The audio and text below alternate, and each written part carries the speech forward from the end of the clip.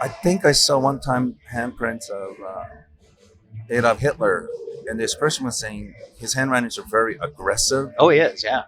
I mean, of course, it seemed obvious after that person explaining it. Well, You yeah, know? actually, most Germans at that time wrote with sharp angles. Oh, why is that?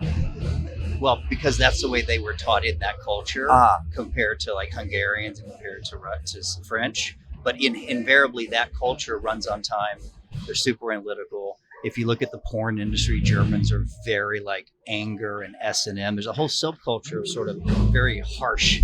And this is talking about 50 and 60 years. So you're more like a cultural phenomenon more than Yeah. an individual. But yes, him specifically, he had some issues, but I don't know that he was any worse than Gerbler, or is that his name Gerbler? That's that baby food, Gobo. right? Yeah, Joseph Gobo. um, yeah, there's this artist, David Cho, was talking about how he actually thought Hitler actually had a very good painting skills, you know, and that's I think is really interesting. Well, too. most people would disagree that Hitler was a good painter, Yeah, but you wouldn't think he'd go from that painting plazas of Austria yeah, to mass murder. Like, I don't Right. think anyone could have logically. yeah, The challenge with this particular skill set is if you're asking someone to analyze Hitler's handwriting and you tell them it's Hitler's writing, yeah. their biased is going to look for the bad things. Ah, I see. So what I normally do, even I did this on Howard Stern show, is I don't know who's who. Yeah, So I get a blind sample. I'm like, hey, this person has a lot of good qualities, a lot of bad qualities. right. And of course, it's impossible to do that when you ask me to analyze Ted Bundy's handwriting. Or Yeah. serial killer.